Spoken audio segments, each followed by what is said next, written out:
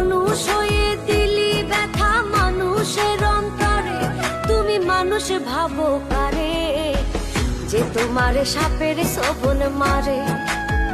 ও তুমি মানুষ ভাবো কারে, যে তোমারে বুকে লইয়া প্রাণে আঘাত করে। যে তোমারে বুকে লইয়া প্রাণে আঘাত করে।